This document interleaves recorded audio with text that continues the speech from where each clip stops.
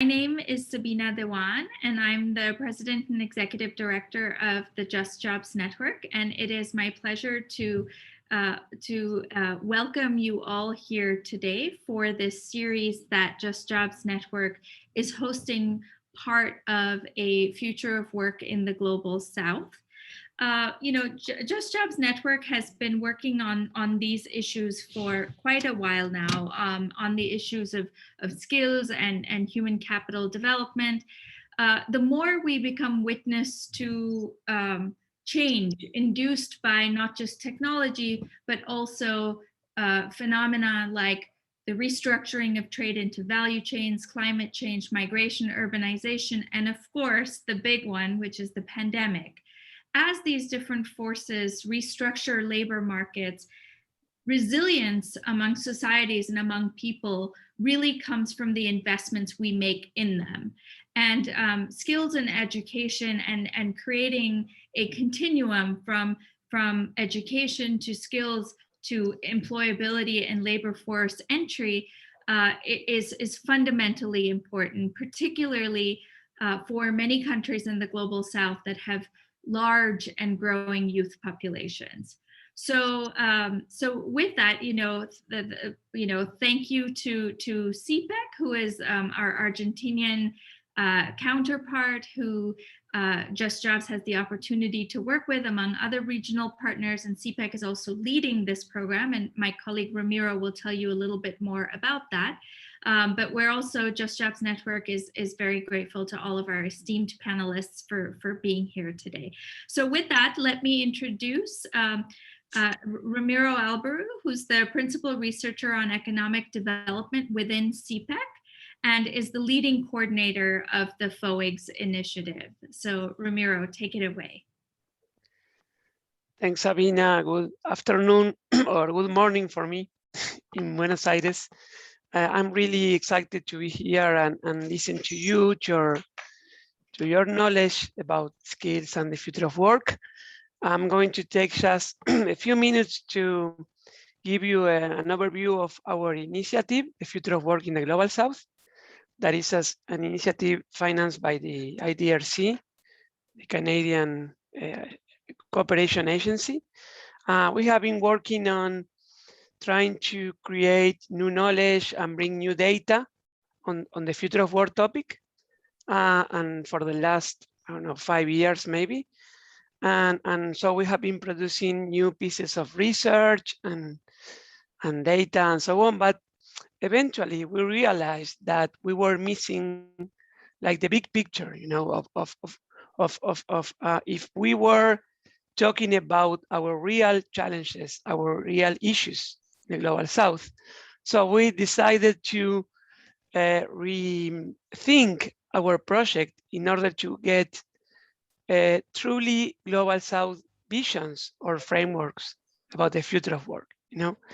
That's why we start these dialogues where researchers and academics and institutions from Global South regions start trying to think together on what the future of work is in our regions. We had our dialogues in Sub-Saharan Africa, then in Latin America, then in the Middle East and North Africa, and now finally in Asia. And our idea is to produce maybe a volume or first a global vision on the future of work, then a Global South vision, and then a regional vision on the future of work. Our main, we can say, incentive to do that is that we are seeing that there's a global narrative that is filling all the discussion arena. In this global narrative, we have this view that is kind of optimistic about technology, saying that eventually, we will manage to reskill our population, to rethink labor market institution. And so we will have a new equilibrium, we can say, with new tech, new skills, new institutions. And in a way, this narrative that has to do mainly with global North history, is also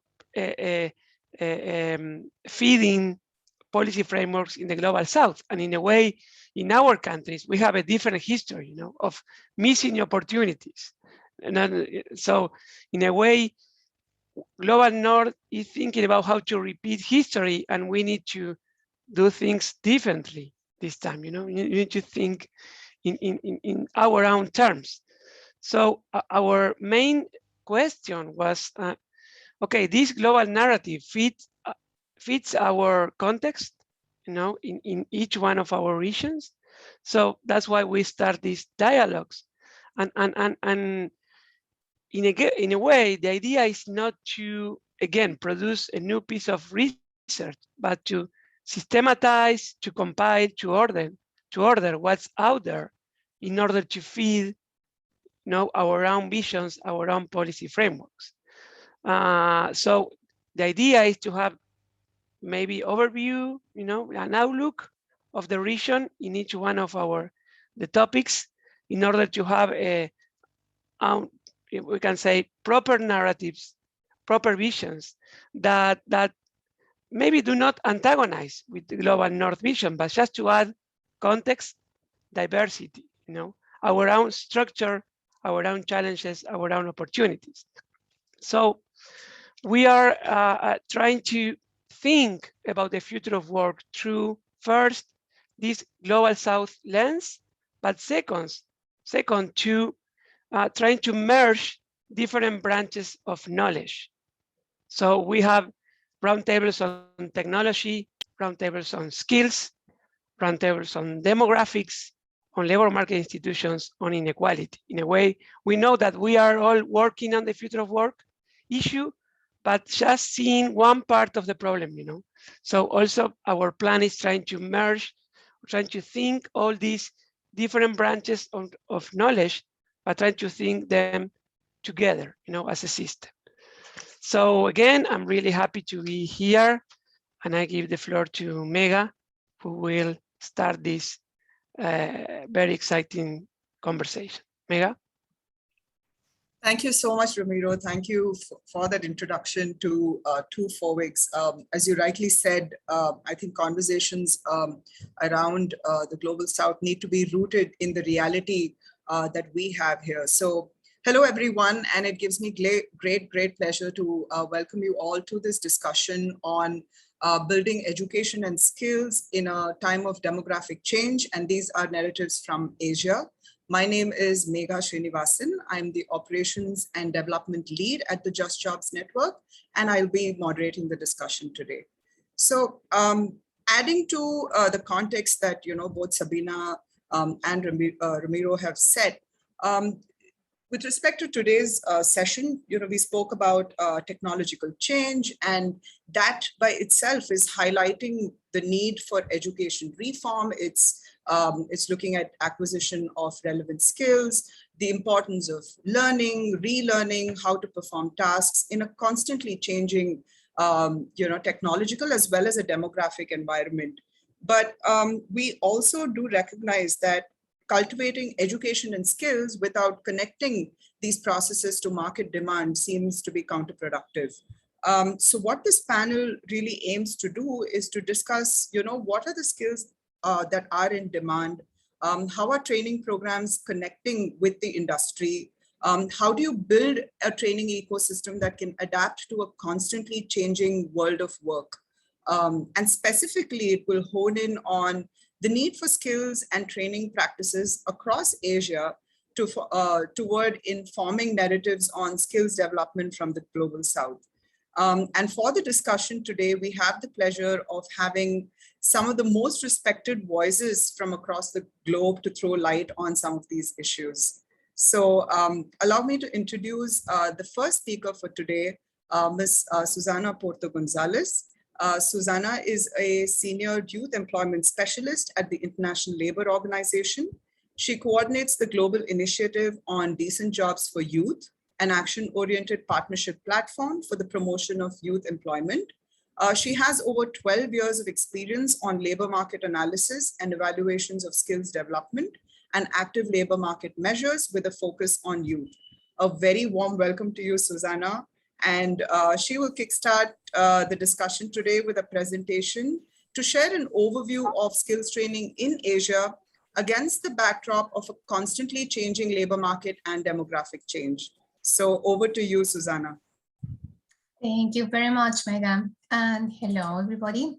I'm just going to share my screen. Megan, you let me know if you can see it. Yes, great, thanks. So, thanks again for the invitation to the ILO to join this event. It is a pleasure to be here with you. So I think your introduction was perfect, Mega, because it really gives me a good landing to what I wanted to share with you. First of all, I'll focus on young people, thinking about that demographic change and also bringing the technological change in mind. And I will frame our conversation about not only, let's say, how both that demographic change, but also technology are shaping labor markets today. So let me move to the next slide here. So here now we have, obviously, COVID has stalled lots of the progress that had been done in the recent past, especially as regards to youth employment. And while young people are always heavily impacted by economic recessions, this time it's worse in terms of the size and the speed of the economic impact, but also in terms of the extent to which young people are disproportionately affected. So based on the country level data at our disposal, and I should say that Sabina asked me to compare Global North and Global South, but nowadays, not all the Global South has the latest information on how COVID impacted those labor markets. So I have to say this is a partial view of what that, especially the Global South, what we mean by the Global South. This information comes from about 50 countries that reported labor force surveys for 2020. So with that, let's say, caveat, let me just say that we estimated a fall in global youth employment by 8.7% in 2020 compared to 3.7% among adults.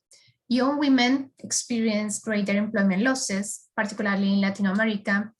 And so what some of our questions is, where did the employment losses go? So sometimes we think that all employment losses go immediately into unemployment, but it rather turns out that most of the young people that are not longer employed enter into a situation of inactivity. This means that they are not actively looking for a job, which is a very serious issue because it's also connected to discouragement, it is connected to detachment from the labor market, it is connected to mental issues, mental well-being issues, and other range of situations that we see young people facing today, in addition, let's say, to the disruptions in education and training, which surely other colleagues today will speak more about.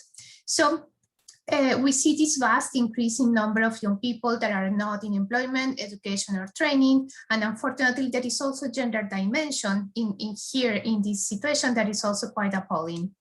So against this background, let me just share with you 3 facts that can perhaps help us visualize how technological change and other elements are affecting labor markets, particularly youth labor markets today. So the first fact is about the risk of automation, which peaks among young workers as they are more likely to be in more automatable occupations. Moreover, within the same occupation, the entry-level jobs held by young people tend to have a greater proportion of automatable tasks. These are tasks that rely less on social intelligence, creative intelligence, and perception and manipulation. Second, hope you can see the slides. But the second fact is about we find that higher education gives entry to less automatable jobs, which is great. And of course, we want to support further investments in education. And this is particularly the case that we see that having tertiary education as opposed to just upper secondary education, reduces the risk of automation by 8.8% among OECD countries and by 8.6% in other low and income countries. So from this graph, we can also see that conditional on one's level of education, vocational training gives entry to more automatable jobs. This doesn't mean that vocational training doesn't work. It rather points to the fact that vocational skills become obsolete more quickly than general education skills, and there is a need for regular upskilling and reskilling. So if we start thinking a little bit in our conversation about what are those skills that are in demand, there is also a conversation to be had about the importance of upskilling and reskilling some of those vocational skills that a lot of young people and, let's say, adults have received. So all in all, those with little education, lower secondary or less, are in high risk of automation at any age, and this risk is on average higher than that of any other educational attainment group. So our last fact is actually about the returns to tertiary education. So we are seeing actually that these returns are decreasing. While higher education reduces the risk of automation, it doesn't seem to be paying off for young people today, right? And this was particularly the case right before COVID when we published this research. So in fact, we have recorded a fall in youth wage inequality. This means that the wages of youth with tertiary education are actually converging to those youth with lower levels of education, right? So what the question for us is, why have returns to education fallen, and what, if anything, does this have to do with technological change? So we run a series of models, and we basically model the returns to education, to tertiary education, vis-a-vis innovation and technological change. And it turns out that they have very strong and positive effects on the returns to education. However, these returns are dampened by the rapid extension of the graduate labor force, which has grown vastly in most countries and outpaced the growing demand for graduate labor. So our takeaway from this fact is actually that advancing quality education is indeed catalytic to take advantage of digitalization and other changes, sort of mega trends we see around, to ensure continuity in learning and growing in the labor market. Yet we can only materialize those benefits if there is job creation, and this is precisely what Mega was mentioning before. So these benefits from education will only materialize if there is a thriving labor demand able to absorb those large numbers of young job seekers. So let me close with a few points. So obviously, I will not cover everything that is in this slide, but I did want to leave you all with a bit of a perspective on how important and urgent it is to strengthen the investments in the school to work transition. And that when we do that, let's think about 3 points, reference points. The destination is the first one, and this is where the demand side of the labor market comes in. So a lot of the macroeconomic policies, fiscal policies, sectoral policies. The second is about the paths and how we support young people in that path. And of course, the discussion today about the skills and what are the skills in demand is very crucial. This may vary across countries and the groups of young people that we are serving, but all in all, it really emphasizes the importance of skilling young people and developing the competencies that are in demand. And this requires, coming from the ILO, as you can imagine, this requires involvement of social partners and young people themselves in designing policies and programs. So let me emphasize here something that we have been working on recently, which is a new framework on core skills. So here I want to emphasize this because if anything I wanted to leave you today with is that indeed core skills is a universal need, and what we call core skills, other people call soft skills, transferable skills, but it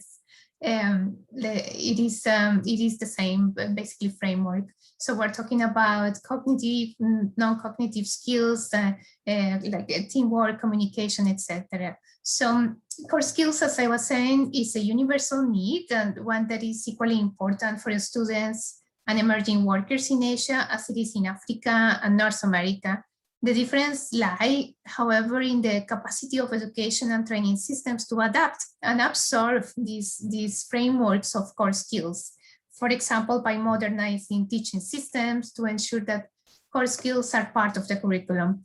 So education systems indeed are still sadly outdated in many Asian countries.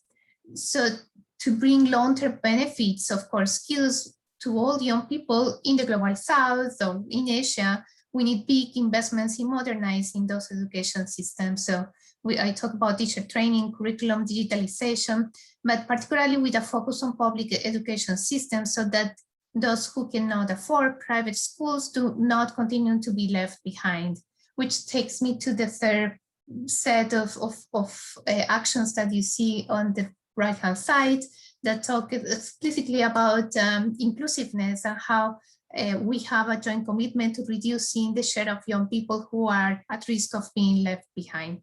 So let me close there, and thank you so much, Megha, for the invitation and looking forward to the discussion. Thanks.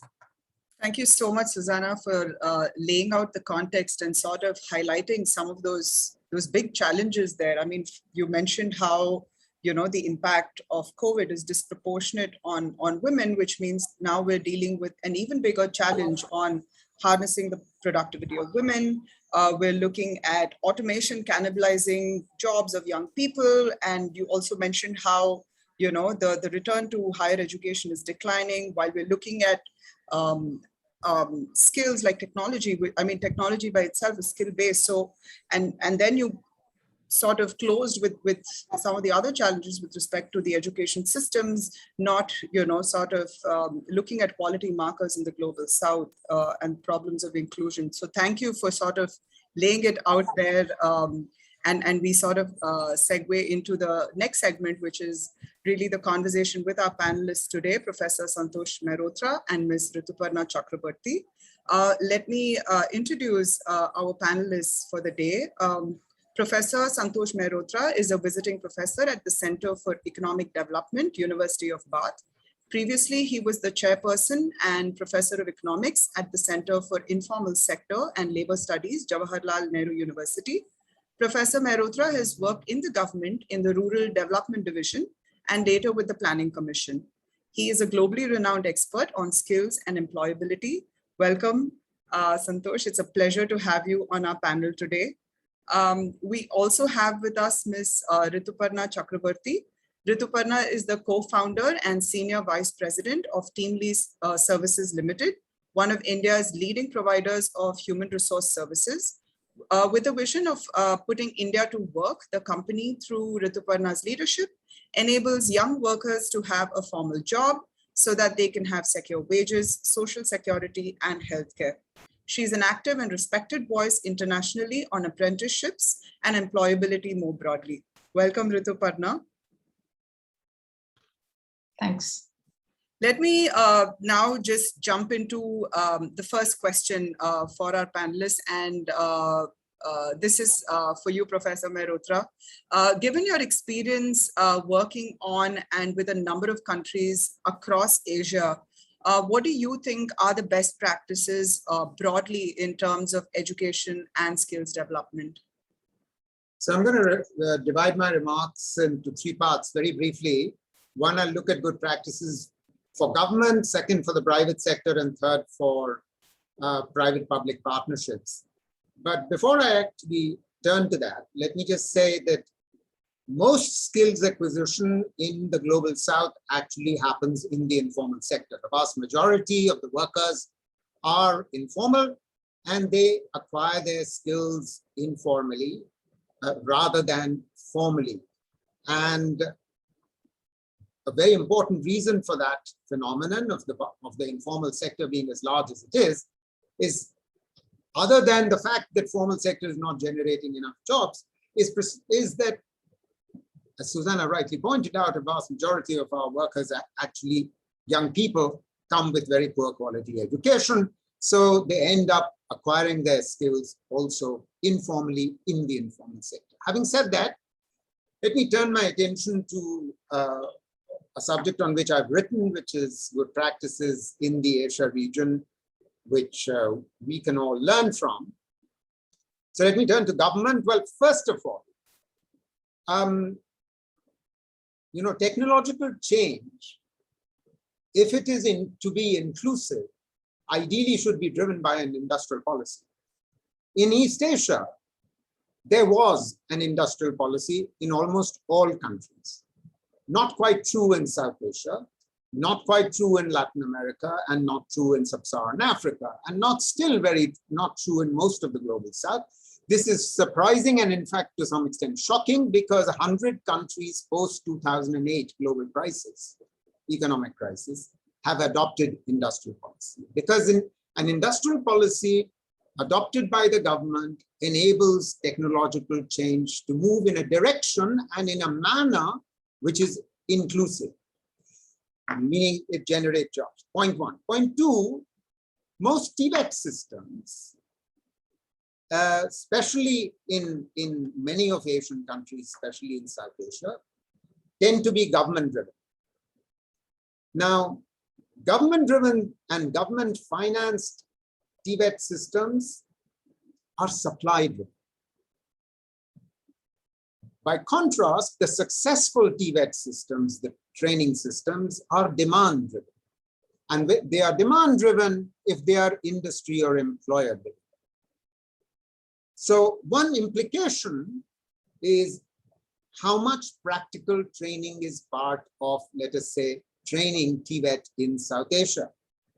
Not enough. That's the evidence from across much of South Asia. A lack of sufficient practical training. And in East Asia, this was not the case. The interesting point here is that in most of East Asia and Southeast Asia, there was an industrial policy that was driving the job creation of manufacturing export-oriented jobs, which absorbed the labor force. In other words, jobs were being generated for those leaving agriculture. And aligned to that was a TVET policy and an education policy which enabled the human resources to be created for those manufacturing jobs to be filled. This is the second, I think, good practice. The third thing is that the way South Asian governments in the last 15 years have enabled the private sector to mushroom in the whole TVET space, what has happened is that the government's capacity to regulate these private training providers is very limited. One dimension of this, emergence of private sector, which is not very well regulated, is a government-driven effort to initiate what is called a national vocational qualification framework. That means you try and regulate by putting in place a vocational qualification framework. In South Asia, for instance, Sri Lanka has one. Bangladesh is working towards one. India has been trying to put in place one for 17 years. But that's sort of putting the cart before the horse. I know time is limited. I won't say more than that. Let me turn to some other ones in the interest of time. A fourth problem with most TVET systems in our part of the world is finding teachers, instructors with industry experience. If industry is directly involved in the TVET system, and I'll come to that in a minute, then finding teachers will be easier. A fifth issue is your TVET system providing regular training for instructors, industry training? Do they have industry interface? Do they themselves ever, see the face of a factory or a services sector? Before, since time is limited, I'll quickly turn to what the private sector's role could be, should be. There are two main roles, or two sets of roles. One, what are the forms of industry participation And I think you see these forms of industry participation in the TVET system, if you want a demand-driven, a practical training-driven TVET system. What are the forms? 1, curriculum design. 2, providing instructors. 3, provision of internships and apprenticeships. 4, certification, in their involvement in certification, not just governments doing the certification. And finally, help in placement, the placement counseling. Now, all of these 5 things requires state intervention, but state incentivizing private providers to actually offer training and offer instructors in engagement and curriculum design, etc.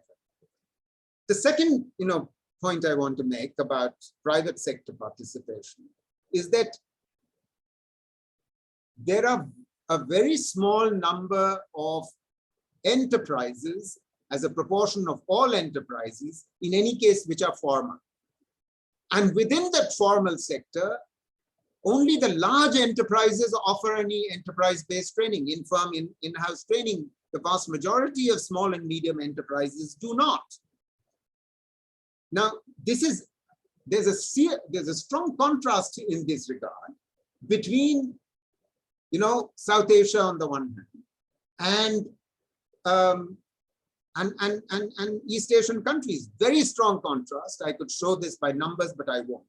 And I'll close with the final point about financing TVET, which ideally should be a joint responsibility between enterprises, the private sector, and government, because that is the only way that you're going to get an industry-driven, demand-driven system. And the Latin Americans have actually mastered this institutional mechanism, the levy-based system, on which I have a separate paper in Economic and Political Weekly, which you can read.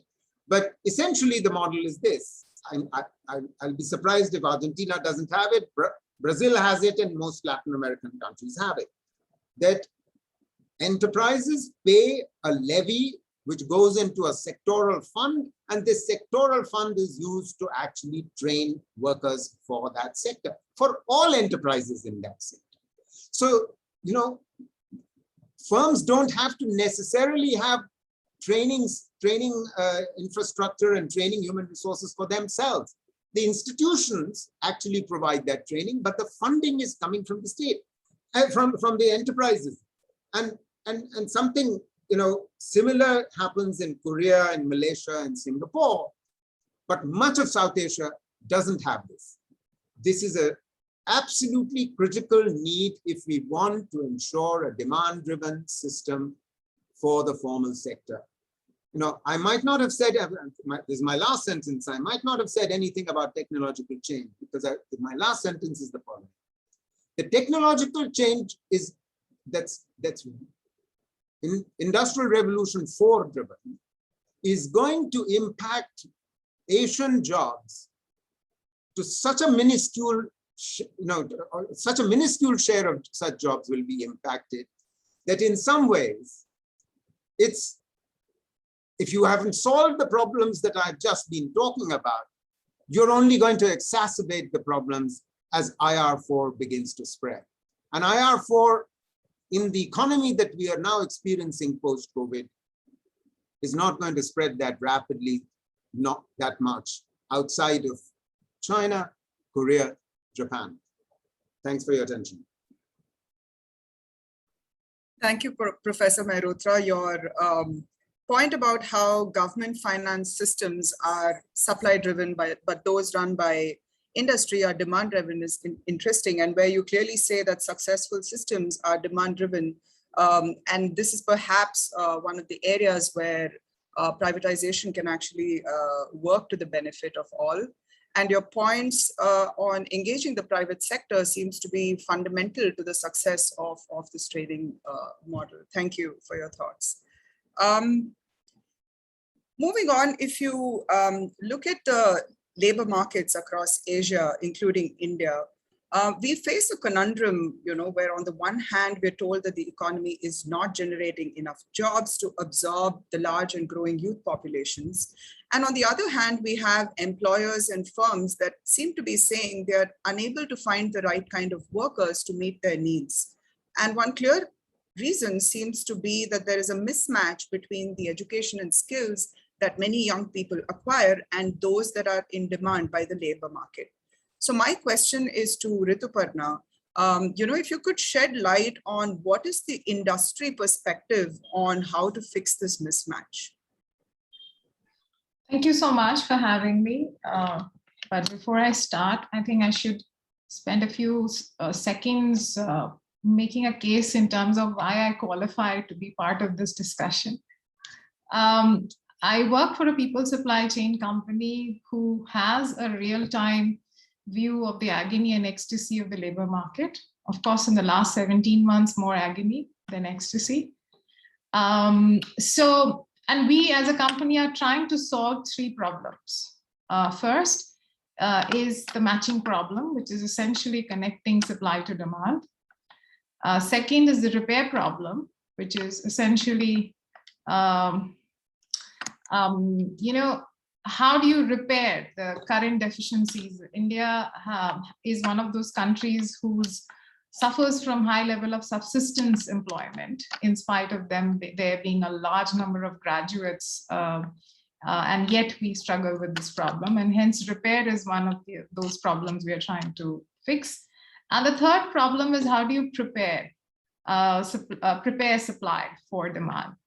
I think we've had fair amount of success in the first two problems. The second one is obviously a much longer battle in a country like India. But having said that, we are at it.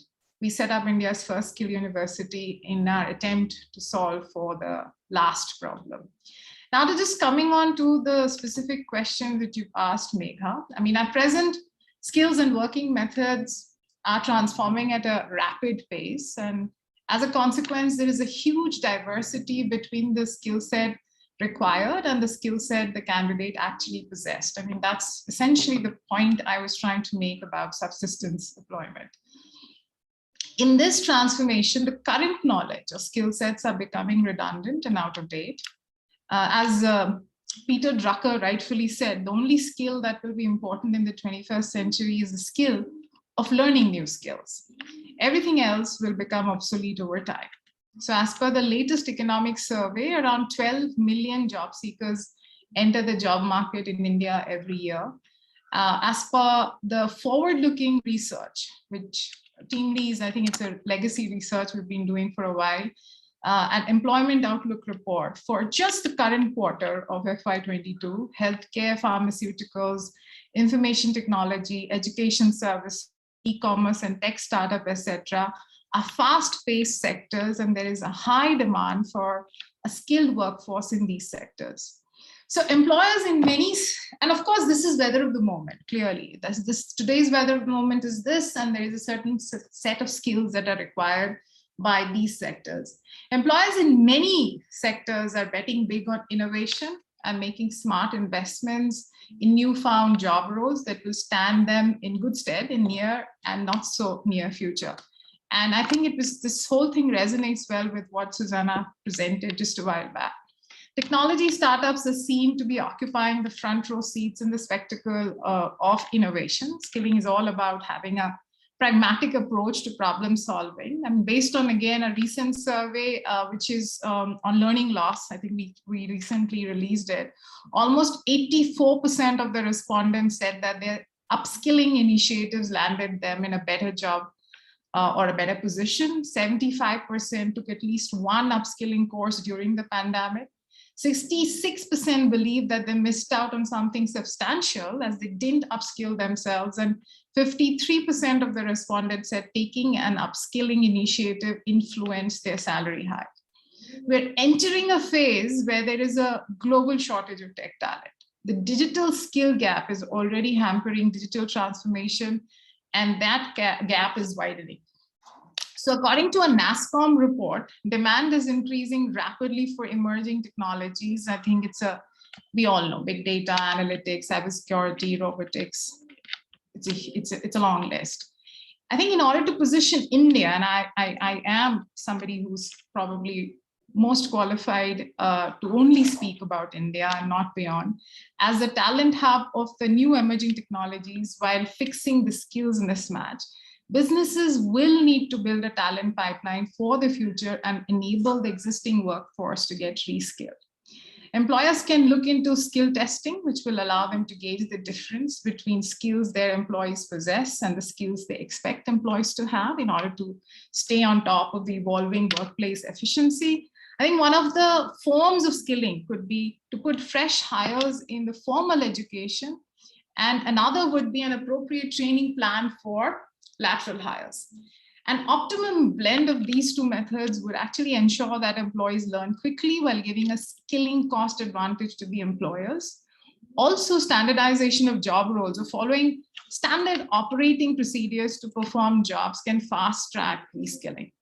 While thinking about education, COVID-19 has proven to be an X-ray of India's education system, exposing pre-existing fractures that need healing. India has 3.74 crore students enrolled in over 51,000 higher education institutions. The gross enrollment ratio has been stagnant at 26% for the last 3 years, while 46% of the students attending government colleges, 24% attending government aided, and 26% attending private colleges. So the National Education Policy of 2020 set the target of 50% for gross enrollment ratio by 2035.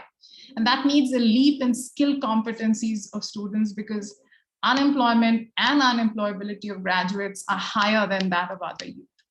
So linking higher education degrees to learning by doing and learning while earning of apprenticeship will make higher education more inclusive and demand-driven. Enough students and employers now recognize the value of apprentices. The binding constraint is regulatory change. The new implementation of the National Education Policy has been welcomed by many international universities, but we must reduce the implementation timeline of this policy from 15 years to 5 years.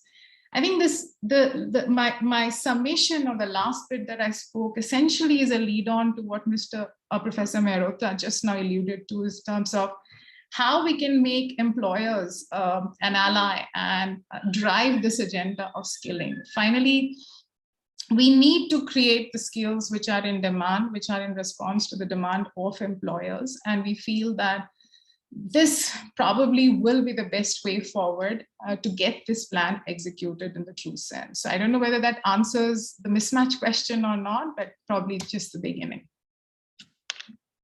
No, thank you, Ritu. No, I think the perspective that you brought in terms of both from the side of the industry, and you did share from the perspective of the youth, of those already in the workforce, as well as sharing broader level aspects about the NEP 2020 and the concept of apprenticeships, which also could provide a bridge. So at this point, Professor Mehrotra, you had touched upon aspects about the East Asian model where you derive some of those best practices, but I just want to dig a little deeper, wherein and I know you've written about the Chinese model, wherein China has moved its economy to higher value-added activities. If you could just shed a little bit more light specifically on what role did skill development and the Chinese model play in this trajectory? So just going a little deeper on that. I would just begin by repeating what I said last time, many of the points, and I will exemplify them with China. You see, China had an industrial policy, it had an education and a TVET policy, which was aligned to that industrial policy. So this is point one. You search around in South Asia, or Latin America, how many countries have both an industrial policy and an education and TVET policy, which is aligned to it. Second, let's learn from China what not to do also. China is the factory of the world. It's a manufacturing superpower. So is Germany. Do you think either of them had or have still a national vocational qualification framework? No, they still don't have it. They might be thinking about it now, but they built this system without a vocational qualification framework.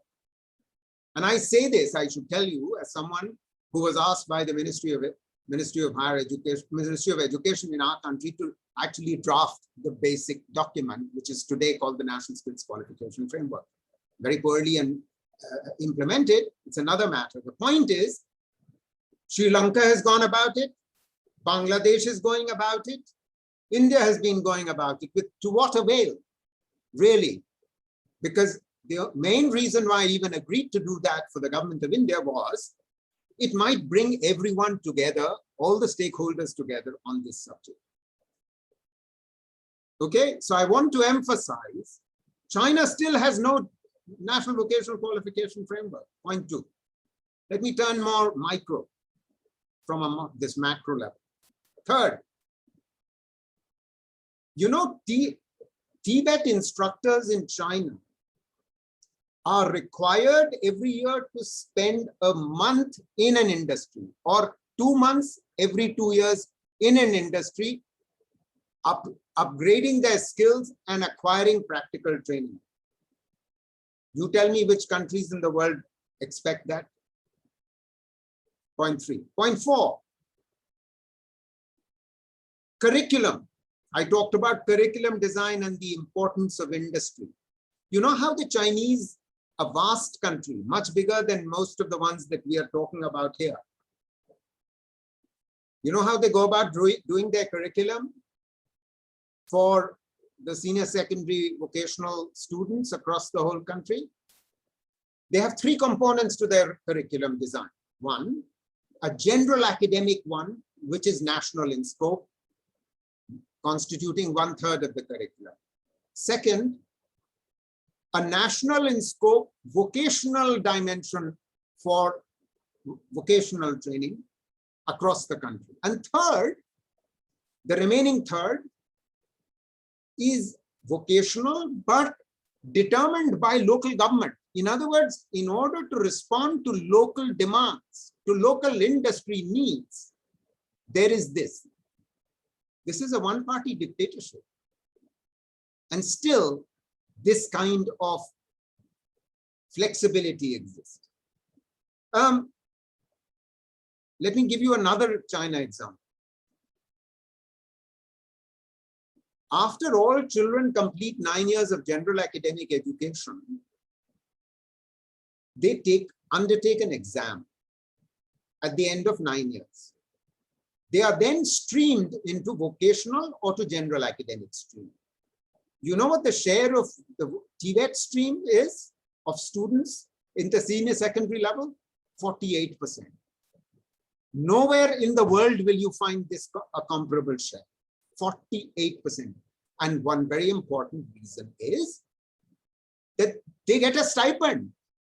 The general academic students don't get a stipend. So you say, oh, it's not aspirational, it's not aspirational. You keep talking, you know, in the rest of the country, in our country or in other countries, oh, vocational education is not aspirational. How do you make it aspirational? You make sure that you provide them the stipend and quality training and industry engagement so as to ensure that they get jobs. And finally, I would close by saying, China has a Tibet law, national Tibet law. Germany has a national Tibet law. You ask around in Asia or Latin America, how many countries have a Tibet law which specify what the role of industry is, what the role of providers is, what the role of students and teachers is. A Tibet law. Let me stop there.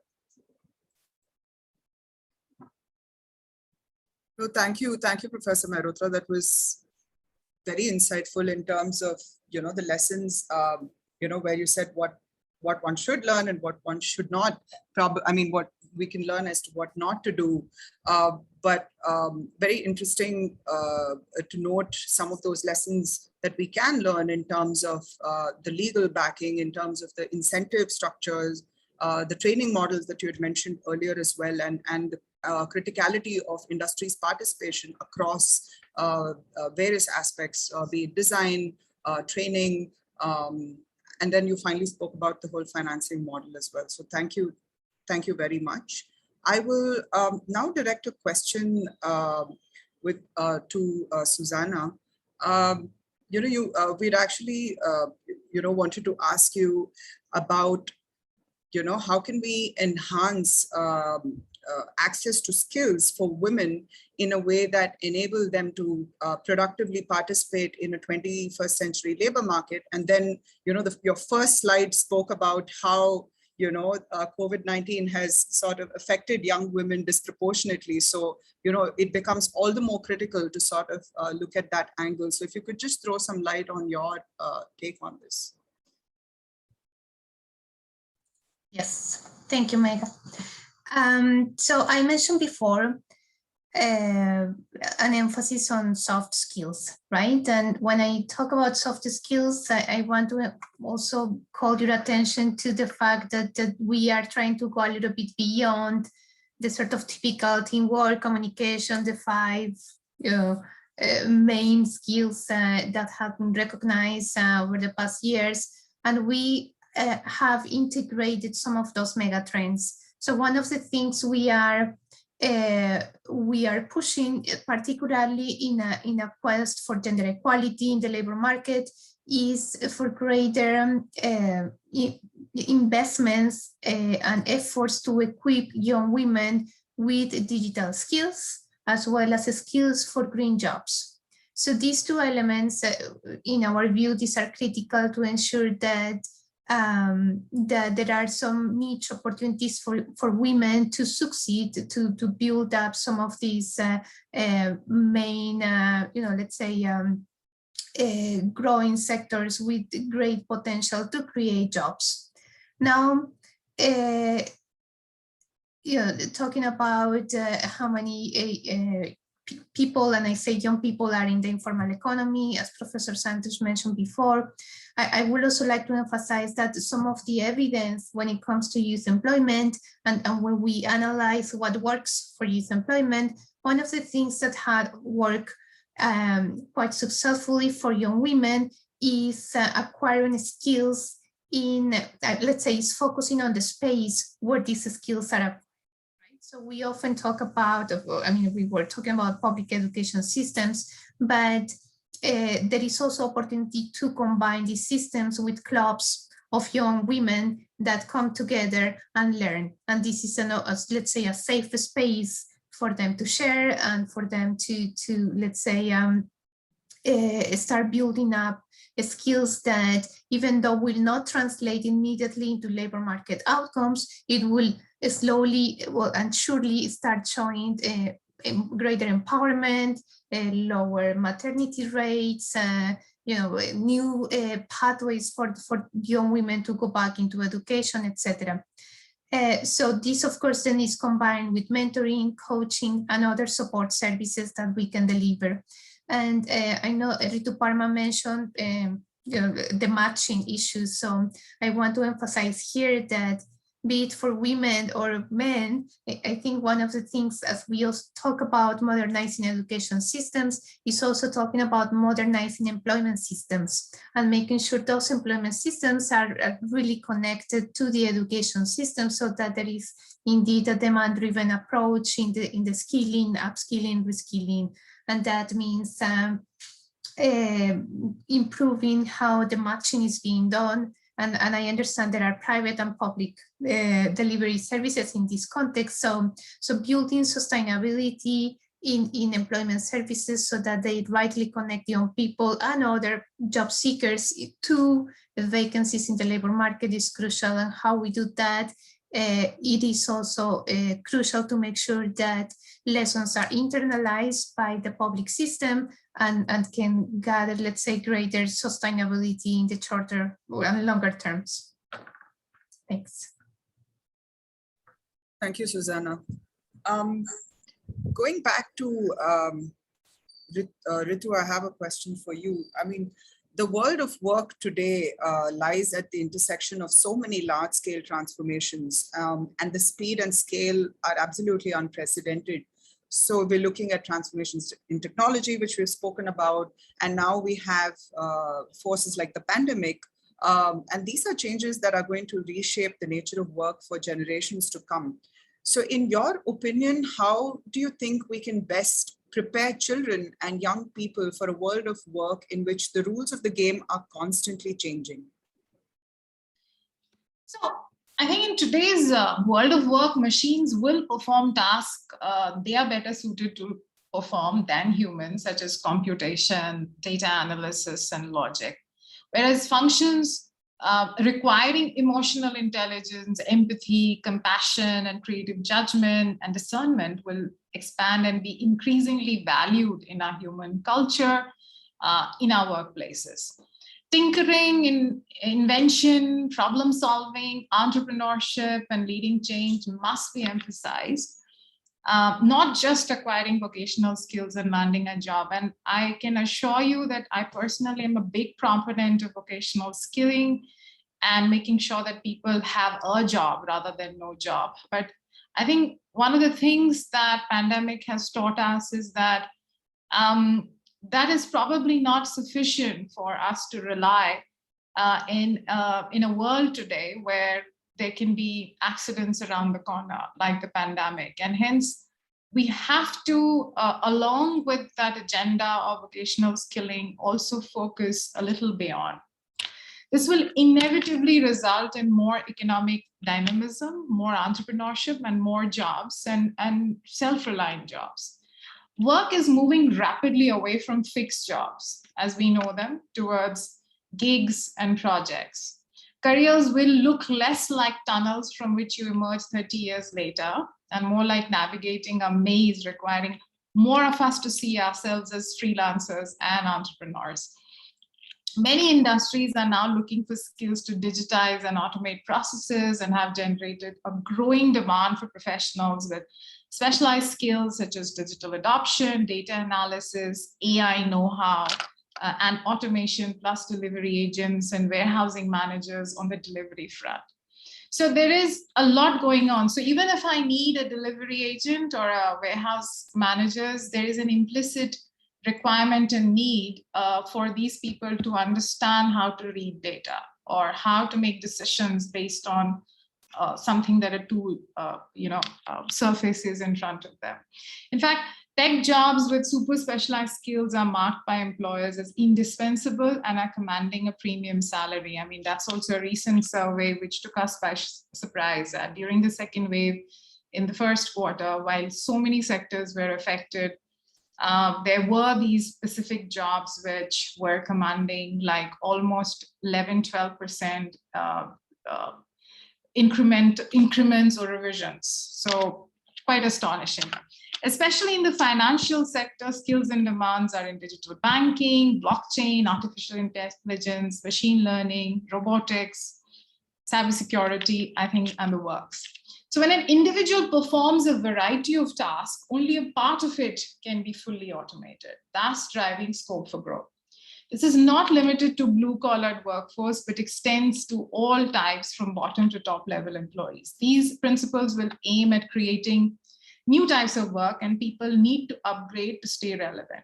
The nature of skills needs an upgrade to maintain balance, but we are still intertwined with the human workforce to drive the technology and vice versa. A very simple example in this context to give perspective, because of the pandemic today, we all order from e-commerce websites instead of going to the retail stores, which led to a fewer people in stores, but more delivery personnel to get commodities from a location A to B. This is the transition that technology is bringing about. So a glance at the present Indian education system brings to light that COVID-19 has disrupted every rule of teaching, campus life, curriculum, and assessment. This has painful consequences. A survey that polled Indian university leaders and students suggests COVID learning losses of between 40 to 60%. This is double the estimated losses in the rich G5, G7 countries. India's Higher learning loss is primarily because of two digital divides, one between students and the other between Indian and global universities. Students need internet connectivity and devices, which many didn't have. So in the 2017-18 NSSO, which is a national sample survey, reported that only 24% of Indian households had internet access, and only 12.5% of the households of students in India have internet access at home. Only 41% of the students in urban areas and 28% in rural households have internet access, and 55% of university students are in rural households. So of the 5 million university students who stay in hostels, 48% don't have internet access at home. India must accelerate the Digital India initiative to blunt the digital divide among the poor, rural areas, and the disadvantaged communities. So a new world of organization is being driven by a lower life expectancy of large companies, and in a world where Google knows everything. Knowing is useless, and the key skill is learning how to learn. So all these changes mean that employers and employees will have to adapt. So the last 10 years of focusing on skills have taught us, and young India should note, that success needs 5 design principles: learning while learning, learning by doing, learning with qualification modularity, learning with delivery flexibility, and learning with signaling value. Thanks so much, Megha. Thank you, Ritu. That was so well articulated. Thank you for your response. We have a member of the audience, Alia Khan, who has a question to the panelists. Over to you. Thank you, Megha. I'm a labor economist from Pakistan, Islamabad, where I used to teach in a large public sector university, retired from there, and I'm currently doing policy work on labor-related issues. My question is about real-time data on labor force statistics. Now, both in India and in Pakistan, the labor force survey, which is the basic source of labor force statistics, is carried out at best annually. And that too gives the stock figures. Now, what kind of databases or data portals do the panelists foresee, which will sort of connect all the issues that have been raised in this discussion regarding which are jobs that are, at more or less risk of being automated, which components of a job are going to be automated, and then sort of linking it to the pool of workers, which would have to be either skilled anew or reskilled. And also, if I can bundle in the state versus federal issue. I mean, Pakistan has tried instituting labor market information systems at the provincial level, but again, they were not real-time information systems. So is there any thinking on these lines? And thank you very much for giving me an opportunity to ask a question in real time. Thank you, Alia. Professor Mehrotra, will you take that question? Sure. Thank you, Alia, for that question. And it would be nice to be able to see you. It's been a long time since I've seen you. Let me say the following. In India, I can speak with some authority about India. We have the annual labor force survey now for the last 3 years. In addition, we have a subsample of the annual labor force survey for the urban areas. So quarterly, we get data on a regular basis. And this has been made possible, the annuality of it, the quarterly survey has been made possible because all the data is now being collected through a computer-assisted process. So when the enumerator is in the household, he actually has a tablet and the data can be fed in and it's automatically cleaned and it can be generated quite quickly. Secondly, in India, we have a large private sector organization called the Center for the Monitoring of Indian Economy, which does a panel across the whole country, 3 waves every 4 months. So you have regular data emerging from across the country, and that's a fairly reliable source of information. However, you know, the kind of granularity of the questions that you are raising, those are still not being addressed, unfortunately. It's a pity. I've been making a case to the National Sample Survey Organization in India that they should do a separate survey, which is focused exclusively on skills. It's not that there aren't questions in the annual labor force survey, and those are there, which gives you a sense of what is happening, but not sufficient. It's not good enough. Honestly, for at least large countries like yours and ours, it's not possible to collect data on skills on nationally represented examples. Having said that, I'm sure you have it in Pakistan. In India, there is Naukri.com, and there are other such websites which actually have a vast amount of data which you can mine, which can be used to sort of get to the kind of demand and the kind of supply that is there. Let me stop there. Megha, can I just add to that? Please go ahead. So, I mean, just to add on to what Professor has already shared about India, but you know, there are 3 things on this particular, because earlier you raised the point which I think the ayatollahs of our policymakers are also struggling with, in terms of how do we have real-time data around labor markets. So the challenge in India today is that the different data points which are being collected, and which is essentially what also means our regulatory cholesterol. However, they are collected in a scattered manner across organizations, across different states and centers.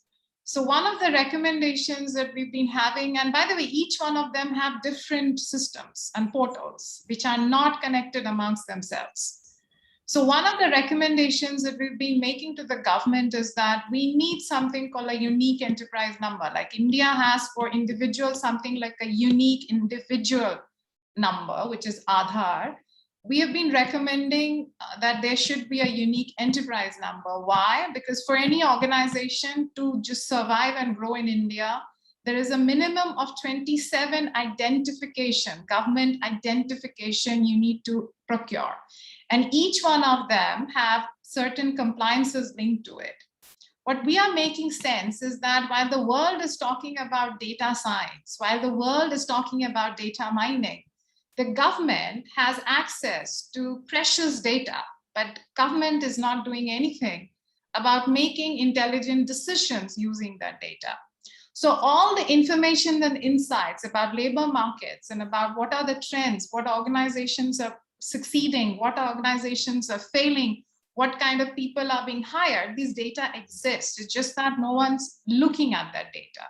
And if we can unify them into one single portal, I think it will get streamlined. Of course, it's easier said than done, but we can make a beginning. So that's a number 1 suggestion on that front. The second, which is in terms of the aspect of skilling and how do you have relevant skilling? You know, any kind of forecasting tool around skillings where you're trying to compute information through different organizations has a lag. So by that time, the information is made cohesive and is presented, look, the industry is looking for the skills, industry moves on, and India has struggled with it. So India had National Skill Development Corporation, which has been doing that mechanism, but by the time they manufactured those skills, industry has moved on. So our recommendation is massification of apprenticeship, because if these kids are embedded in organization, their ability to absorb changing demands and skills will be much higher than anything else. And then maybe the sector skill councils or employers can just do a top up of whatever classroom interventions that they possibly need. So I think those are the two primary points that where we stand in terms of data. And the third point is that finally, at some point, we need to democratize labor information. So if just the labor aspect and not other compliances can be subsumed under one labor code, we will emerge as a much prepared and better country when it comes to having data through which we can make valid or valuable decision making. So, but there is one thing that the government has done is that there is something called a National Career Services. So while we have a Naukri, which is a private company, or we have others, like we have our own job site, the National Career Services attempt is to put all employment exchanges in India through one portal where essentially there is transparency between job seekers and employers in terms of the skills on offer and the jobs on offer. So that's something which has been launched recently, which is taking baby steps, but I think it has the right vision.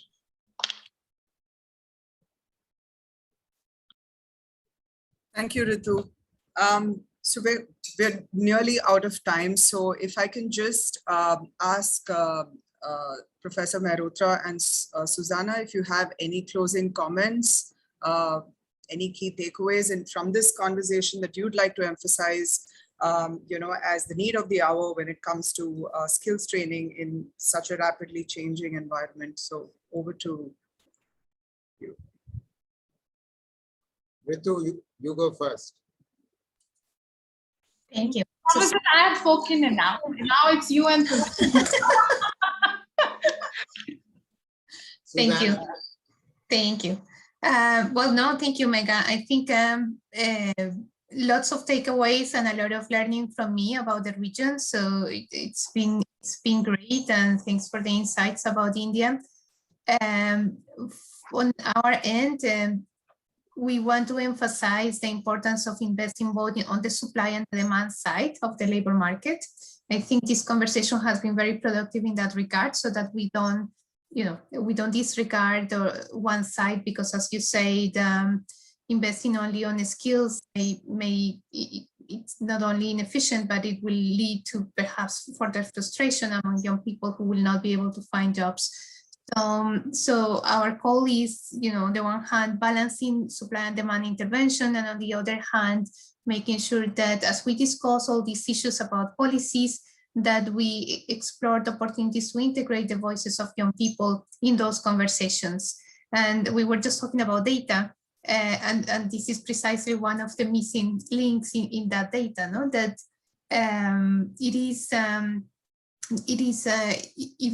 it's already hard to get primary data or information about skills. It's even harder to find information about youth perceptions and aspirations, and how these different trends and the skilling fits those aspirations and perceptions. So we have carried out some work in this regard that I'll be happy to share with you, Megha, afterwards, as regards to those integrating aspirations within different modules.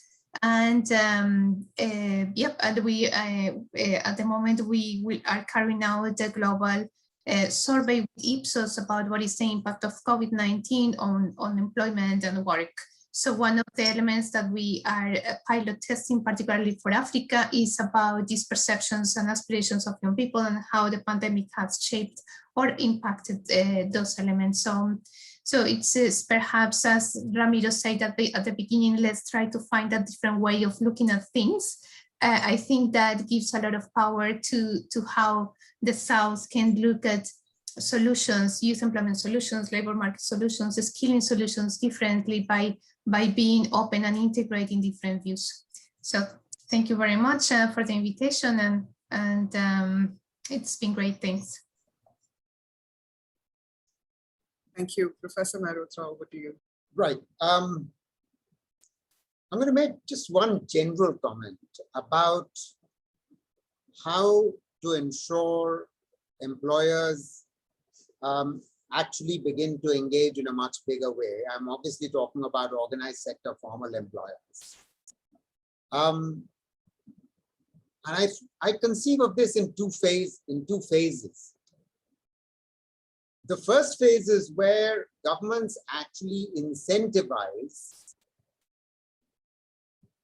the private sector, the employers, to come in and actually engage with the TVET system in the 5 ways that I mentioned. Curriculum design, providing actual instructors because our systems are short of instructors. Third, providing internships and apprenticeships, as Ritu was rightly emphasizing. And fourth, certification, and fifth, placement.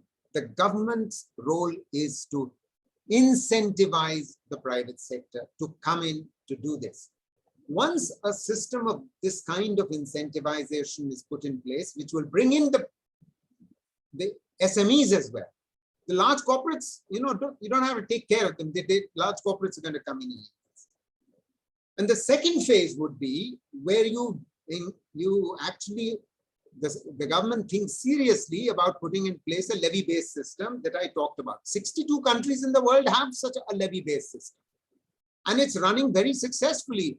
I mean, to varying degrees of success, as Ramiro and I have been discussing in Latin America. But the point is, it's a far superior system to anything existing today. That's the point that I think people need to understand.